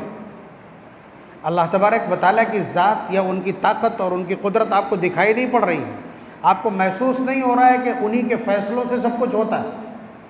कितने लोग ऐसे हैं जो पिछली 2 पीढ़ियों से फेरी कर रहे हैं कबाड़े की, मैं आपके यहाँ की मिसाल दे रहा हूँ, ठीक है, बल्कि और पीछे चले जाएं, पिछली 4 पीढ़ियों से कबाड़े की फेरी ही कर रहे हैं। और कितने ऐसे नौजवान हैं कि कबाड़े में 1000 रुपये से काम शुरू किया था, आज लाखों में खेल रहे हैं। अगर मेहनत मैटर है तो उन पिछली नस्लों को जो इतने दिनों से मेहनत कर रहे थे उन्हें होना चाहिए था आज सिरमौर। यहाँ तो मेहनत भी कोई चीज़ नहीं है, फैसला उन्हीं का चलता है, फैसला उन्हीं का चलता है। ये भी देख लिया आपने, इससे थोड़ा सा अंदाज़ा लगा होगा। उसके अलावा आप बताइए, शुगर मिल का मालिक है, पूरे स्टेट को शुगर सप्लाई करता है, और ख़ुद की चाय फीकी है, फैसला किसका चलता है? इससे समझ में आएगा ना ईमान क्या होता है। ऑयल मिल का मालिक पूरे ज़िले को तेल सप्लाई करता है, बड़े बड़े स्पेलर लगा रखे हैं उसमें, और ख़ुद की दाल बग़ैर बघरी। पंडित जी दिवाली पे 50 डिब्बे मिठाई के मंगाए, दोस्तों में अहबाब में बांट दिए, एक पीस को हाथ नहीं लगा सकते। फैसला किसका चलता है? ईमान क्या है? सेठ जी की जेब से घी आता है, शक्कर आता है, उनका दरबान भी खाता है और उनका भैंस धोने वाला भी खाता है, उनका ड्राइवर भी खाता है, लेकिन सेठ जी घी को हाथ नहीं लगा सकते। तुम्हारी जेब से मंगवा कर तुम्हारे सामने दूसरों को खिलवा देंगे, खाने की हिम्मत नहीं तुम में।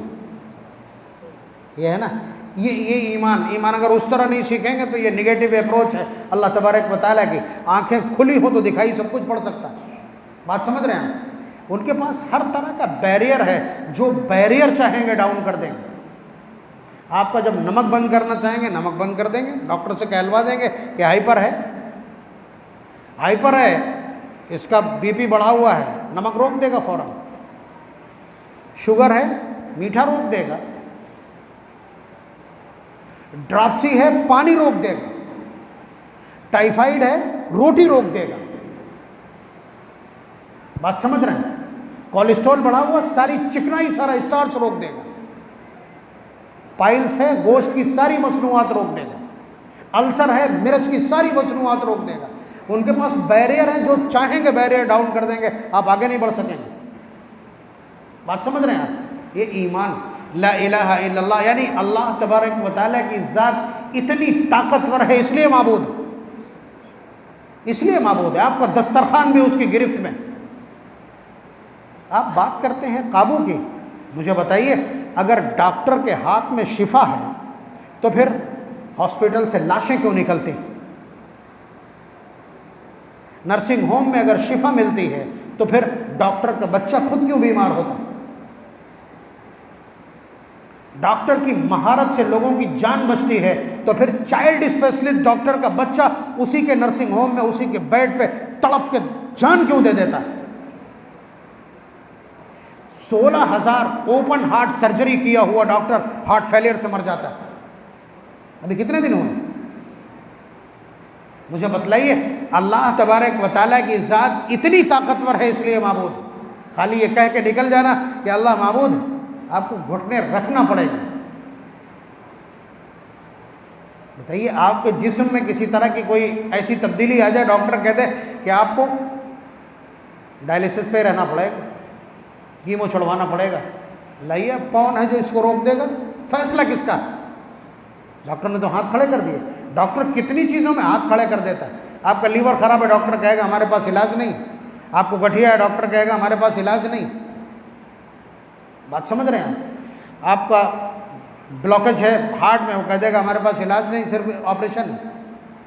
तो उसके पास इलाज क्या है? खुद डॉक्टर क्यों मर जाता है अगर ऐसा हो तो आप अंदाज़ा लगाइए ईमान क्या है। इसलिए ये चाहा जाता, जैसे आप जो कुछ कर रहे हैं वैसा करते रहिए और उसके बाद भी ईमान सलामत रहेगा। सिर्फ नीयत और इरादों को दुरुस्त करना पड़ेगा। नबी अकरम सल्लल्लाहु अलैहि वसल्लम का जो एक इरशाद है, जिसको की फैक्टर कहा जाता है, इन्नमल अमालु बिन्नियात, के आमाल का दारोमदार काहे पर? नीयत पर।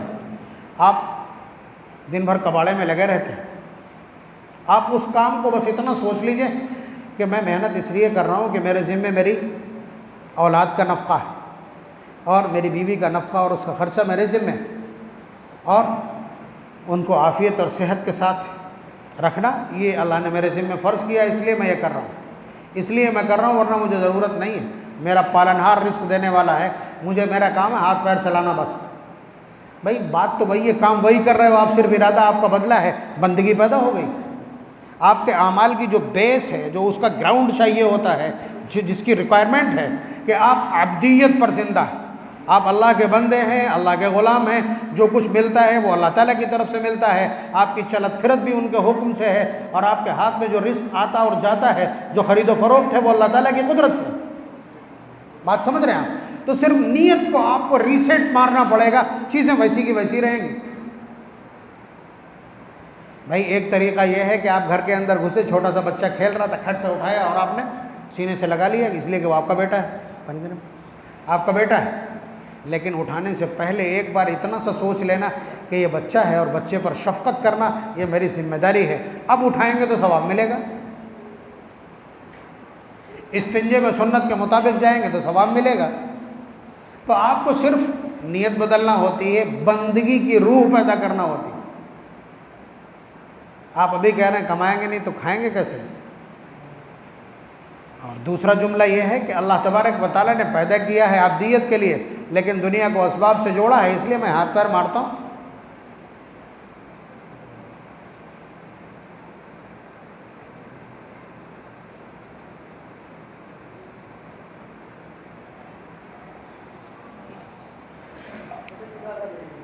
तो ये बंदगी और अब्दियत और ईमान, आप इन सब चीज़ों को मिला करके देखिए कि अल्लाह तबारक व तआला से राबते का डोरा किसी वक्त भी आपका टूटना नहीं चाहिए। ये नेटवर्क आपके जहन दिमाग में हर वक्त मौजूद रहना चाहिए कि अल्लाह तबारक व तआला हमको देख रहे हैं। इसीलिए बोलते चालते आपको बार बार तज़किरा करना होता है। कोई काम करना है, आगे इरादा कर रहे हैं तो क्या कहना होता है? इंशाअल्लाह कहना होता है। और कुछ कर लिया है तो उस पर क्या कहना होता है? माशाअल्लाह कहना होता है। और ये चीज़ें आपकी रनिंग में, बोलचाल में रहना चाहिए। और ये एक ऐसा अदब है जो अल्लाह तबारक व तआला अपने अंबिया को सिखाते हैं। देखिए मैं एक वाक़या बतला रहा हूँ, हालांकि इससे पहले मुमकिन है सुना हो। हुजूर को परेशान करने के लिए कुफ़ार मक्का, यहूद और नसारा जितने भी वहाँ मौजूद थे, वो हुजूर को परेशान करते रहते थे। तो एक बार उनके एक बहुत बड़े वफ़द ने जाकर के यहूदियों से, ईसाइयों से मुलाकात की कि तुम कुछ ऐसे सवाल बताओ कि जिससे हम इनको लाजवाब कर सकें और पोल पट्टी खुल सके।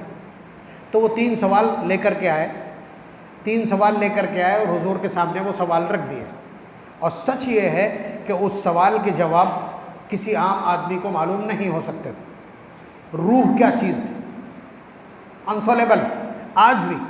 आज भी ये क्वेश्चन अनसॉलेबल, नाकाबिल हल है, इसको हल नहीं किया जा सकता। उसी का वही जवाब आया। तो दूसरा सवाल था असहाबे कहफ कौन है, तीसरा सवाल था जुल्करनैन कौन।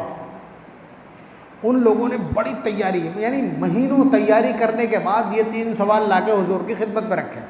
हुजूर इससे पहले 13-14 बार ऐसा हुआ कि लोगों ने सवाल किया, अल्लाह ताला ने जवाब दे दिया उसको। तो हुजूर ने समझा कि ये सवाल इन लोगों की तरफ से है, जवाब आ ही जाएगा। तो कह दिया कल बता दूंगा। उन लोगों ने सवाल जब हुजूर के सामने रखे हैं तो हुजूर ने क्या कहा? कल बता दूंगा, इतना ही कहा, कल बता दूंगा। कल गुजर गया और दिन गुजर गए, जवाब नहीं आया। टॉन्टिंग शुरू हो गई कि देखा फंस गए, बेवकूफ़ बना रहे थे लोगों को, ज़रा सा मुश्किल सवाल ला के रखा तो सब ख़त्म हो गया कि वही आती है, फरिश्ता आता है। तो हुजूर को बहुत बहुत शदीद तकलीफ़ और सदमा था उनकी इस टॉन्टिंग की वजह से। वही रुकी हुई है। फिर उसके बाद बहुत दिनों के बाद जब वही जारी हुई है तो कहाँ से शुरुआत हुई है? देखें पारा नंबर 15 सूरह कहफ, वला तक़ूलन्न लिशैइन इन्नी फ़ाइलुन ज़ालिका गदा इल्ला अन यशा अल्लाह। ये वही रुकी क्यों थी? आपने समझा? नहीं समझा। हुजूर ने कहा था कल बता दूंगा, इंशाअल्लाह कहना भूल गए। हालांकि आप ये नहीं कह सकते हैं कि हुजूर ने अपने इल्म के दम पे या अल्लाह ताला को साइड करके ये बात कही हो। भाई इसी दम पे तो सवाल एक्सेप्ट किया है कि कल बता दूंगा, मेरा मौला जवाब भेज देगा, लेकिन सिर्फ लफ्ज़ बोला नहीं था, दिल में तो यहाँ तक भरी है अल्लाह की याद और अल्लाह ताला के इल्म पर ही सारा नाज है उनका। बात समझ रहे हैं आप? तो याद है दिल के अंदर, रगो रेशे में और औसान पर हावी है अल्लाह तबारक व तआला की ज़ात और याद और उनका इल्म, लेकिन सिर्फ क्या हुआ था? ज़ुबान पे नहीं आया था। तो नबी के साथ ये मामला पेश आ गया। तो इसलिए हम ये कह रहे हैं कि ये जुमले बराबर ज़ुबान पर चलते रहना चाहिए। इसीलिए मैं अर्ज़ कर रहा हूँ कि काम आप कर रहे हैं, काम तब भी करेंगे ना, ये काम कर रहा हूँ मैं इसलिए अल्लाह तबारक व तआला ने हलाल रिज़्क़ तलाश करने का हुक्म किया, मैं वो कर रहा हूँ। वही देने वाले, नहीं करूँ तब भी मिलेगा। ये भी कहिए दिन में 2-4 बार, ना करूँ तब भी वो इस बात पे कादिर हैं कि वो रोज़ी पहुँचाएंगे। 17,999 को कौन दे रहा है? ये चीज़ें जब आप पैदा करेंगे, इस तरह बोलेंगे और इस तरह का एहसास पैदा होगा, तब ईमान की उगाही होगी दिल के अंदर। फिर उसके बाद आपको जीने का जो मज़ा आएगा, फिर आपके सामने कोई ठहर नहीं सकेगा। फिर आपके सामने अल्लाह ताला की ज़ात सबसे ऊपर है, बाकी अबाड़ा कबाड़ा कारचोब तनख्वाह, तावीज़ सब उसके नीचे। सबसे ऊपर कौन? अल्लाह की ज़ात। और जब वो ऊपर आ जाए तो खेल ख़त्म हो जाता है हर चीज़ का। जब आप अल्लाह तबारक व तआला को सब कुछ समझेंगे और मौत को अल्लाह से मुलाकात का एक ज़रिया मानेंगे तो फिर उसके बाद मौत का डर ऑटोमेटिक दिल से निकल जाएगा। एक मतलब बहुत मोटा सा फ़लसफ़ा है जो बहुत भारी होगा आपके लिए, कि आप जब अल्लाह तबारक व तआला की मोहब्बत अपने दिल में बिठा लें और हर बात में उनका नाम लें, तो जिस चीज़ को आप बार बार बोलें या जिसका फ़ोन बार बार आता हो या जिसकी आवाज़ आपने बार बार सुनी हो, तो जी चाहता है देख भी लें। किसी मौलाना की तकरीर बार बार सुनते रहते हैं, मौलाना महमूद मदनी साहब मसलन, उनको आप डिबेट्स में देखते हैं, लेकिन अब शनीचर को शमशाबाद में आ रहे हैं तो आपका जी चाहेगा एक बार ज़िंदा भी तो देख लें, आपको लगता है ना। तो ऐसे ही ये मोहब्बत का एक दस्तूर है कि जब आपको तो नहीं लगेगा, आपको नहीं लगेगा ना, हज़रत मूसा अलैहिस्सलाम से पूछिए, लेकिन आपको भी लगता है। आजकल कितनी शादियाँ सुबह से दोपहर तक मेरे पास 2-4 केस इस तरह के आ जाते हैं। लड़के ने लड़की को देखा नहीं, ठीक, खाली फेसबुक पे या व्हाट्सएप पे या इंस्टाग्राम पे चैट हुई और उसके बाद एक दूसरे के लिए मारने मरने को। तो आप ये बतलाइए कि ज़रा सी बात हो जाने से, ज़रा सी चैट हो जाने से ये हालात पैदा होते हैं, जबकि उधर एक गंदा वजूद है, एक गंदा है, आपका मुकाबिल गंदा इसलिए कि बेहया है। नामहरम से बात करने वाला क्या बाहया हो सकता है? क्या पाक हो सकता है? क्या अफीफ हो सकता है? इफ़्फ़तमाब हो सकता है? गंदा है। उस पर आपका हाल ये, अल्लाह तबारक व तआला से हज़रत मूसा अलैहिस्सलातु वस्सलाम ने बातचीत कर ली, तो आप बताइए एक ऐसी ज़ात, पागल हो गए, दीवानगी अपनी हद से गुज़र गई, अल्लाह ताला से बात की। अब बात के बाद क्या चाहिए होता है? एक बार सामना हो जाए, वही कह बैठे रब्बी अरिनी अंजुर इलैक, अल्लाह मैं देखूंगा आपको, अल्लाह मैं तो देखूंगा। पारा नंबर 9 सूरह आराफ की आयत, रब्बी अरिनी अंजुर इलैक, अल्लाह मुझे दिखलाई पड़ जाइए, मैं देखूंगा आप। अल्लाह ताला ने बहुत सब जुमला इस्तेमाल किया, लन तरानी, मूसा मुझे हरगिज़ नहीं देख सकते। मैं तर्जुमा कर रहा हूँ, लफ्ज़ लन जहाँ पे आएगा वहाँ पे तर्जुमा होगा हरगिज़। मूसा तुम मुझे हरगिज़ नहीं देख सकते। अल्लाह ताला ये बात कह दें कि हरगिज़ नहीं देख सकते, फिर बोलना तो नहीं चाहिए, लेकिन इश्क है जो क़ैद और हदें नहीं देखता। हज़रत मूसा अलैहिस्सलाम ज़िद पे अड़े, अल्लाह मैं देखूँगा, मुझसे बर्दाश्त नहीं होता, मैं तो देखूँगा। तो अल्लाह ताला ने कहा मूसा ठीक है, अच्छा तुम तो नहीं देख सकोगे, लेकिन मैं अपनी एक झलक डाल रहा हूँ इस तूर सीना पे।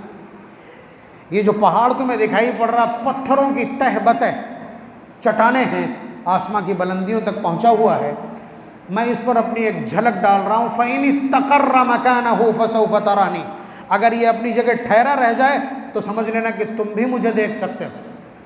फ़लम्मा तजल्ला रब्बुहु लिलजबल, अल्लाह ताला ने उस पर अपनी एक झलक डाली, जअलहु दक्का, रेज़ा हो गया, वो चट्टानों की तह बतह अंबार, आप समझिए रेज़ा हो गया। और जब पहाड़ इस तरह धमाके के साथ धुआं हो जाए तो एक इंसान का क्या होगा? वख़र्रा मूसा साइक़ा, हज़रत मूसा अलैहिस्सलाम बेहोश होकर गिर गए। फ़लम्मा अफ़ाक़ा, जैसे ही इफ़ाक़ा हुआ तो कहने लगे कि अल्लाह बग़ैर देखे ईमान लाया, बस खौफ और दहशत का इतना माहौल। तो आप अंदाज़ा लगाइए कि जिसे अल्लाह तबारक व तआला से एक बार मुनाजात हो जाए, बातचीत हो जाए, हमें तो पता नहीं, हमने कहा ना कंप्यूटराइज है हमारी नमाज, वरना नबी अकरम सल्लल्लाहु अलैहि वसल्लम का इरशाद, इज़ा सल्लल अब्दु युनाजी रब्बा, कि बंदा जब नमाज पढ़ता है तो अपने रब से सरगोशी करता है, कान में बातचीत करता है। तो अल्लाह ताला से बातचीत के बाद हमारे दिलों में भी इश्तियाक इस दर्जे का होना चाहिए। जिसको इस तरह की आग लगती है, उस आग को बुझाने का एक ज़रिया तो ये है कि जाओ काबतुल्लाह के गिर्द तवाफ़ करके आओ, जा कर के तुम्हारी ये आग कुछ ठंडी हो जाएगी, वो भी मुलाकात का कायम मकाम। तो जो शख्स अल्लाह तबारक व तआला को इस तरह याद करेगा, उसके दिल के अंदर अल्लाह तबारक व तआला से मुलाकात की आग लग जाएगी, मुलाकात की आग लग जाएगी, उस आग को बुझाना मुश्किल होता है। बात समझ रहे हैं? तो जब और अल्लाह ताला से मुलाकात का ज़रिया क्या है? अल्लाह ताला से मुलाकात का ज़रिया क्या है? इकलौता ज़रिया है वो क्या है? मौत। अल्लाह ताला से मुलाकात का ज़रिया इकलौता क्या है? मौत है। तो जो शख्स अल्लाह तबारक व तआला की मोहब्बत में चूर हो, उसे तो मौत क्या लगेगा? तोहफ़ा लगेगा ना। हुजूर के अल्फाज यही है, अल मौत तुहफ़तुन लिल मोमिन, कि मौत ईमान वाले के लिए तोहफ़ा है। अल मौत जिस्रुन युसिलुल हबीब इलल हबीब, कि मौत एक पुल है जो इधर तड़पते हुए किसी दीवाने को अपने महबूब से ले जाकर मिला देती। अब ज़रा यहाँ पर ठहर करके मुझे ये बतलाइए कि जो लोग मौत से इतनी मोहब्बत करते हों, जो मौत से न डरते हों, इस धरती का वो कौन सा हथियार है, इस धरती का वो कौन सा इक़्तिदार है, इस धरती का वो कौन सा जुल्म है जो उनको डरा लेगा? ये है वो हमारी सृष्ट जिसे हम भूल गए। आखिरी रिवायत देखिए, उसी सवाल को जहन में रख करके कि ये हालात क्यों हैं। आप क्या समझ रहे हैं? इस वक्त सबसे ज़्यादा फरसूदा और दो कौड़ी के लोग मजहबी एतबार से यही हैं जो यहाँ बसते हैं। भाई गोबर खा लेने वाले, पेशाब पी लेने वाले, इनसे ज़्यादा औंधी अक्ल का कौन शख्स हो सकता जो ये कहते हों कि हमारा मजहब ये कहता है कि फ़लाँ फ़लाँ लोग गंदगी साफ़ करने के लिए। हमारा तो सामना होता रहता है। अभी 11 रबीउल अव्वल को गैर मुस्लिमीन में एक स्पीच थी, उनको भी दावत दी गई, उन्होंने भी बातचीत की, हमारे स्कॉलर्स भी थे, उन्होंने बातचीत की। हालांकि तो उस पर पड़ी है हमारी तकरीर। तो गैर मुस्लिमीन में उनमें से जो बहुत निचले तबके के लोग हैं, शूद्र जिन्हें कहा जाता है, ठीक है, उसने जब अपनी तकरीर की तो उसने कहा कि धर्म अर्म कोई चीज़ नहीं, इस धर्म सब यहाँ आकर के बन गए हैं और इन धर्मों ने बेड़ा गर्क किया। सबसे बड़ा धर्म मानवता। आप लोग भी शायद ये नौजवान नस्ल इस भ्रम में आ गई होगी कि इंसानियत सबसे बड़ा मजहब है। माअज़ल्लाह सुम्मा माअज़ल्लाह, ये गंदगी है। तो जाहिर सी बात है, मुझसे ये कहा गया था कि आपकी बात सबसे आखिर में होना है और सारे सवाल का जवाब भी आपको देना है, और ये भी ज़रूरी है कि जब लोग यहाँ से उठ करके जाएं तो कोई मैसेज और पैगाम ले करके जाएं। बहरहाल बातचीत हो रही तो मैंने उनका भी जवाब दिया था। हमने कहा मज़हब ही ये, अब बतलाइए ये नफ़रत उसकी क्यों है मज़हब के तई? भाई इस वक्त सनातन धर्म का जो नया वर्ज़न लॉन्च करने के लिए जो प्लेटफॉर्म तैयार किया जा रहा है, जिसको मनुस्मृति या मनुवाद कहा जाता है, उसका खुलासा आपको मालूम होगा। नहीं मालूम है तो मैं 2 जुमलों में अर्ज़ किए दे रहा हूँ। मनुवाद क्या है? मनुवाद क्या है? मनुस्मृति क्या है? मनुस्मृति एक किताब है, उसके मुकदमे के बारे में ये मशहूर कर दिया गया है कि ये मनु ने लिखी। मनु ने लिखी है। वो मनु या तो कहते हैं हज़रत आदम अलैहिस्सलाम को या हज़रत नूह अलैहिस्सलाम को, दोनों तरह की तहकीकात हैं। उनके यहाँ जाहिर सी बात है, मज़हब तो उनके यहाँ कौन पैदा करता है? पंडित बनाते हैं, ठीक है। बाकी सबको तो मज़हब की किताबें पढ़ने पर पाबंदी है, छू नहीं सकता, कोई पढ़ नहीं सकता, सिर्फ वही पढ़ेंगे तो वो जो कुछ जी चाहे पढ़ें।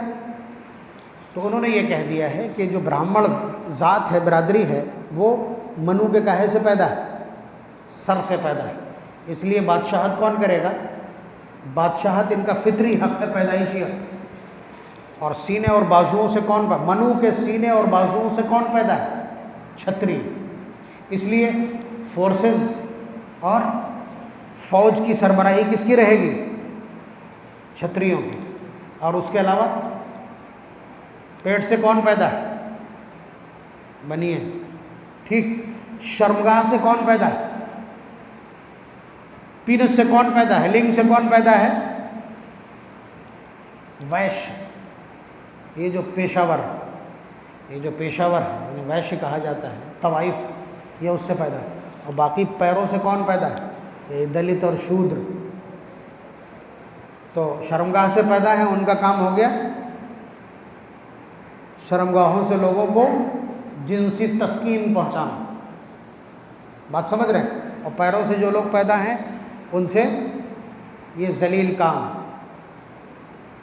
काम करवाना, चप्पलें गठवाना, जानवर पलवाना, उनकी गंदगी साफ़ करवाना, झाड़ू लगवाना, नाली साफ़ करवाना, ये सारे काम किससे? जो लोग पैर से पैदा है। जाहिर सी बात है, आप जानते हैं, आप मुसलमान हैं इसलिए आपको मालूम है कि एक तरह का षड्यंत्र और तमाशा है, बात समझ रहे हैं।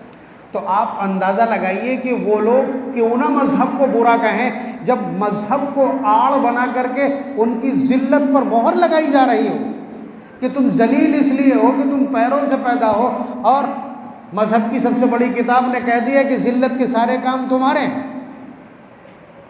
और आप अब अंदाज़ा लगाइए कि इस धरती पर इस्लाम फैला क्यों। इस्लाम क्या है? मन क़ाल ला इलाहा इल्लल्लाह दखल अल जन्नह। वाल्मीकि है एक शख्स आकर के आपके हाथ पर कलमा पढ़ लेता है, अगली सफ़ में बैठा है, क्या किसी मिनिस्टर की इतनी औकात है वो आकर के उसको वहाँ से हटा देगा? नबी अकरम सल्लल्लाहु अलैहि वसल्लम का इरशाद, आप बताइए 70 साल जो किसी मंदिर का महंत रहा हो, बुत पूजता रहा हो, और उसने ईमान कबूल कर लिया, आप क्या कहेंगे? अगले पल मर जाता क्या कहेंगे? हुज़ूर ने बतला दिया, मन क़ाल ला इलाहा इल्लल्लाह दखल अल जन्नह। जिसने ला इलाहा इल्लल्लाह का एतराफ़ कर लिया उसकी बर्थ जन्नत में कन्फर्म, ऑटोमेटिक टॉप लिस्ट आ गया, सबके बराबर हो गया।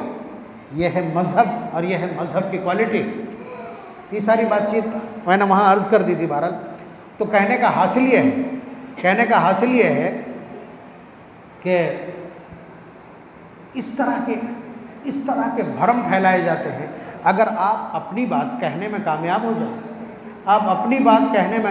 जाएं, और अपने पालनहार से मोहब्बत करने लगें, तो मैं एक बात ये अर्ज़ कर रहा था कि जब अपने पालनहार से मोहब्बत हो जाए तो फिर मौत भी आपको, हज़रत खालिद इब्न वलीद रज़ी अल्लाह ताला अन्हु का खुतबा नहीं सुना कि हमें मौत उतनी ही प्यारी है जितनी तुमको ज़िंदगी प्यारी है?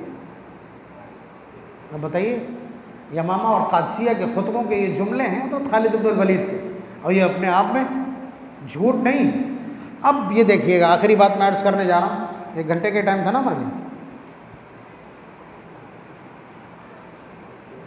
1 घंटा 7 मिनट हो गए। ये जो कुछ हो रहा है कि ये नाहंजार किस्म के लोग, ये भी हमारे ऊपर हमलावर हैं। यहूदियत जो सबसे साजिशी कौम है वो भी हमलावर है, बल्कि वो उधर से लीड कर रही। तो इस वक्त जो मेंढकियां हैं वो भी अपनी अपनी तालाब और गड्ढों से बाहर आकर के नाल ठुकाने के लिए चीखो पुकार मचाए हुए हैं। बात समझ रहे हैं आप? तो ये, और सब हमारे दुश्मन। तो आप ये समझ लीजिए कोई नया होने वाला मामला नहीं, कोई एक बाल बराबर घटना ऐसी नहीं है जो घटित हो रही हो और अहादीस में वो मौजूद ना हो। मुझे आप कोई भी घटना इस पूरी धरती पर हो रही हो मुझे बताइए ला करके, मैं अबवाबुल फितन से रिवायत मिला दूंगा भी। हुजूर ने फरमाया था, देखिए कि यूशकुल उमम अन तदाअ अलैकुम कमा तदाअ अल आकिलतु इला क़सातिहा, कि अनकरीब कौमें तुम्हारे ऊपर ऐसे टूट पड़ेंगी जैसे भूखे लोग किसी प्याले पर टूटते हैं। यानी एक ही प्याले में सालन हो और पूरी मजलिस बैठी हो तो हर आदमी छीन छीन के सोचता है एक बोटी हाथ आ जाए, और जिसके हाथ लग जाए वो सोचता चम्मच हटा के डोंगे पलट ले। तो वो मिसाल दी है कि जिस तरह भूखे लोग किसी प्याले पर टूटते हैं, ऐसे ही सारी कौमें बाकायदा एक दूसरे को दावत दे करके तुम्हारे ऊपर हल्ला बोल हमला करेंगे। तदा का माना बुला करके कोई काम करना। तदा अलैकुम कमा तदा अल आकिलतु इला क़सातिहा। तो सहाबा उस वक्त एकदम चौंक गए और चौंक करके पूछा, वनहनु यौमइज़िन क़लील या रसूल अल्लाह। यानी सहाबा को ये प्राउड है कि हम 313 होते हैं, तारीख बदल देते हैं। तो सहाबा ने पूछा कि अल्लाह के रसूल उस दिन हमारी तादाद क्या बहुत थोड़ी होगी? हुजूर ने फरमाया, बल अंतुम यौमइज़िन कसीर, बल्कि तुम बड़ी तादाद में होगे। वलकिन्नकुम जुफ़ाउन का जुफ़ाइस सैल, लेकिन तुम्हारी हैसियत सैलाब के झाग की मानिंद होगी। मैं गंगा के बिल्कुल किनारे रहता हूँ, इसलिए सैलाब में जो झाग के इतने बड़े ढेर होते हैं, मैं जानता हूँ कि पानी की रफ्तार 30 किलोमीटर पर आवर है, यानी बहुत तेज़ धार है, और उसके ऊपर कोई एक झाग का बहुत बड़ा सा टुकड़ा बह रहा है। तो हवा आमतौर से उन दिनों जब पानी बड़ा होता तो पुरवाई चल रही होती, पानी जा रहा है किधर, पूरब की तरफ, और हवा आ रही पूरब की तरफ से, तो उस धार की रफ्तार को काट करके वो हवा उस झाग के टुकड़े को उल्टी दिशा में और उल्टी जानिब में उड़ने को मजबूर कर देती। पानी का बहाव, पानी का वज़न, पानी की रफ्तार, कोई चीज़ काम नहीं करती। उससे मिसाल दी हुजूर ने, वलाकिन्नकुम जुफ़ाउन कजुफ़ाइस सैल, के झाग के माने जैसे उसका कोई वज़न नहीं होता और उसकी कोई हैसियत नहीं होती, उसका कोई बहाव और डायरेक्शन नहीं होता। आगे हुजूर ने फरमाया, वलयंज़िअन्नल्लाहु मिन सुदूरि अदुव्विकुमुल महाबत मिनकुम, अल्लाह तबारक व तआला तुम्हारे दुश्मन के दिल से तुम्हारी हैबत और तुम्हारा खौफ निकाल देंगे। आप कहेंगे ये था कब? था और आज भी है। आप बतलाइए कि एक तरफ ये भी कह रहे हैं कि 14% है और दूसरी तरफ उन्हें इतना खौफ में मुब्तला कर दिया है कि ये तुम्हें नोच डालेंगे, ये तुम्हें खा जाएंगे, ये तुम्हारा घर बार लूट लेंगे। अब बताइए, इतना खौफ तारी किया हुआ उनके ऊपर कि ये ग़ज़वा हिंद कर देंगे, ये ऐसा कर देंगे, वैसा कर देंगे। आप बतलाइए, ये खौफ नहीं तो क्या? 14% का खौफ 82% के दिल में इतना गहरा जाना, ये भी हालांकि मनफी है। उसके अलावा आप बताइए, आपकी असल वेशभूषा क्या है? कुर्ता और पैजामा हो और सर पर अमामा बंधा हो। अगर इस तरह के 10 लोग अभी कलेक्ट्रेट में चले जाएं फतेहगढ़ में, आप बताइए क्या होगा? सारा मीडिया और पूरा एकदम क्या हो जाएगा? ये क्या है? जाने कितने कोट, आप सैकड़ों कोट पैंट टाई वाले वहाँ पहुँचा दीजिए, कुछ नहीं होना। आप ये है सनुल्की फ़ी क़ुलूबिहिमुर रुअब, कि हम रौब उनके दिलों के अंदर पैदा कर देंगे। वो अल्लाह तबारक व तआला ने इस वक्त माइनस कर दिया है। ये बकवास इसलिए हुजूर ने बतलाया था, वला यंज़िअन्नल्लाहु मिन सुदूरि अदुव्विकुमुल महाबत मिनकुम, एक बात। दूसरी बात, वला यक़ज़िफ़न्न फ़ी क़ुलूबिकुमुल वहन, और अल्लाह तबारक व तआला तुम्हारे दिल के अंदर वहन पैदा कर देंगे। ये एक ऐसा लफ्ज़ था जो सहाबा पहली बार सुन रहे थे गालिबन, तो सहाबा ने तुरंत सवाल कर दिया, वमल वहन या रसूल अल्लाह, ये वहन क्या चीज़? यानी हमारे दिलों के अंदर वहन पैदा हो जाएगा जिसकी वजह से हम बेकीमत हो जाएंगे, हम जलील हो जाएंगे, दूसरे के ऊपर से हमारा दबाव ख़त्म हो जाएगा और कौमें हमारे ऊपर टूट पड़ेंगी। ये वहन क्या है? अब आगे वहीं पे हुजूर ने फरमाया, हुब्बुद दुनिया व कराहियतुल मौत, दुनिया की मोहब्बत और मौत की नफ़रत। अभी मैंने क्या कहा था? अगर अल्लाह तबारक व तआला से मोहब्बत है तो दुनिया की मोहब्बत उस दिल में घुस ही नहीं पाएगी।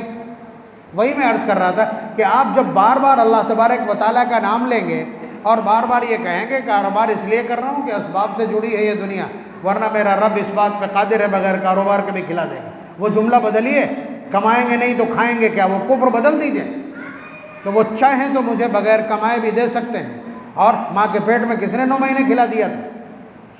और उसके बाद हमने नहीं कमाया था तो किसने खिला दिया था? भाई 6 महीने तक पैदा होने के बाद माँ ने कुछ पका के खिलाया था? अगर दूध उसके सीने में उतरा किसने दिया था?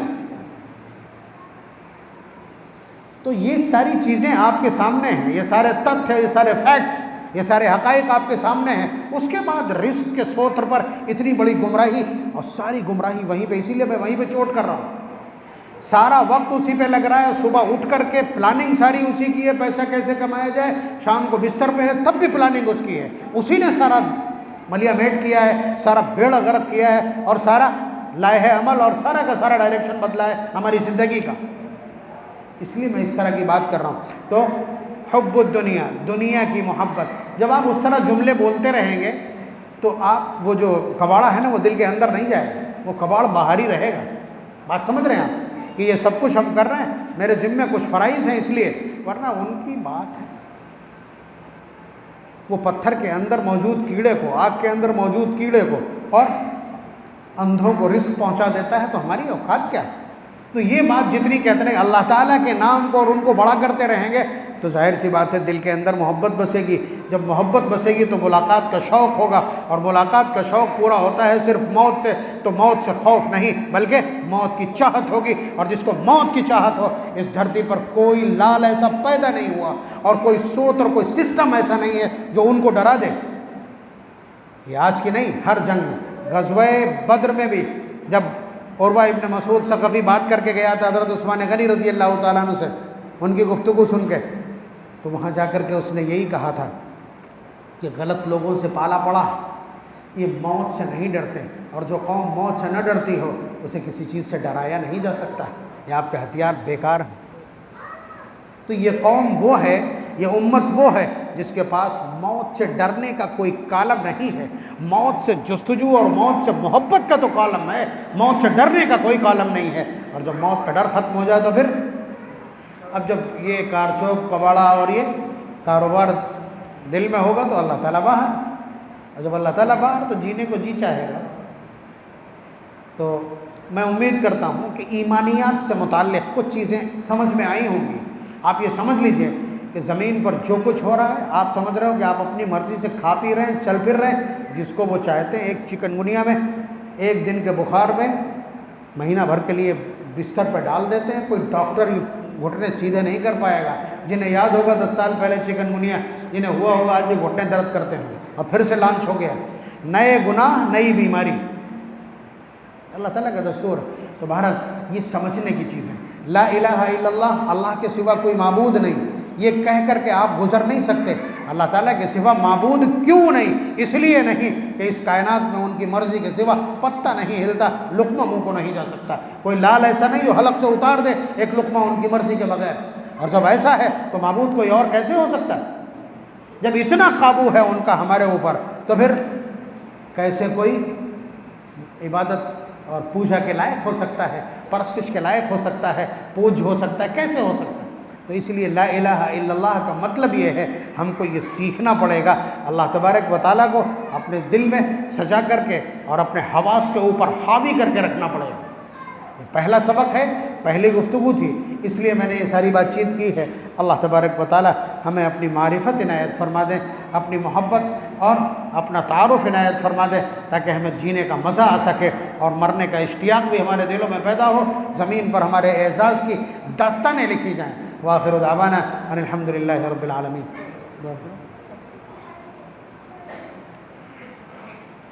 अल्हम्दुलिल्लाहि रब्बिल आलमीन। अल्लाहुम्मा सल्लि अला सय्यिदिना व अला आलि सय्यिदिना व मौलाना मुहम्मदिन व बारिक व सल्लिम। रब्बना आतिना फिद दुनिया हसना व फिल आखिरति हसना व क़िना अज़ाबन नार। रब्बना ज़लमना अनफुसना व इन लम तग़फ़िर लना व तरहमना लनकूनन्न मिनल ख़ासिरीन। रब्बना आमन्ना फ़ग़फ़िर लना वरहमना व अन्त ख़ैरुर राहिमीन। अल्लाहुम्मा इन्ना नसअलुका हुब्बक व हुब्ब मन युहिब्बुक व हुब्ब अमलिन युक़र्रिबुनी इला हुब्बिक। अल्लाहुम्मा अदखिलनल जन्नता मअल अबरार व नज्जिना बिरहमतिका मिनन नार। ऐ अल्लाह हमारे गुनाहों को माफ़ फरमा दीजिए, ऐ अल्लाह हमारी ख़ताओं को माफ़ फरमा दीजिए, ऐ अल्लाह हमारे कसूर, हमारी लग़्ज़िशें माफ़ फरमा दीजिए। ऐ अल्लाह हमने ज़िंदगी गुजारने का सलीक़ा नहीं सीखा, ऐ अल्लाह हमने आपके हबीब के पैगामात को गौर से नहीं सुना, ऐ अल्लाह हमने कुरान करीम के मुंदरजात को समझने की कोशिश नहीं की, हम मनमाने तरीक़े से ज़िंदगी गुजार रहे हैं, कुफ्र बोलते हैं, कुफ्र कर लेते हैं। ऐ अल्लाह तेरी ज़ात को हमने सिर्फ़ मस्जिद के अंदर बंद कर दिया है। ऐ अल्लाह हमारे दिल के अंदर आपका मकाम है, अपने दिल के अंदर, हमारे दिलों के अंदर अपनी मारिफत इनायत फरमा दीजिए, अपनी पहचान और अपनी मोहब्बत इनायत फरमा दीजिए। ऐ अल्लाह हमारे दिलों को अपना मकाम बना लीजिए। ऐ अल्लाह हमारे दिलों के अंदर बस जाइए मौला, हमारे दिलों के अंदर अपना खौफ पैदा फरमा दीजिए। ऐ अल्लाह ज़िंदगी तो आपके हुक्म से चलती है, सब कुछ आपके हुक्म से चलता है। ऐ अल्लाह हमने इतनी देर में ये सब कुछ समझने की कोशिश की है, तज़किरे से ये मालूम हुआ कि अल्लाह सब कुछ आपके दस्त कुदरत में है। एक लुक़मा कोई पेट में नहीं पहुँचा सकता, एक इंच कपड़ा कोई हमारे जिस्मों पर आपके हुक्म के बगैर नहीं पहुंचा सकता। ऐ अल्लाह हमें कोई शिफा नहीं दे सकता, हमें मरज़ से कोई बचा नहीं सकता। ऐ अल्लाह किसी के पास कुछ नहीं है, सब कुछ आपका है।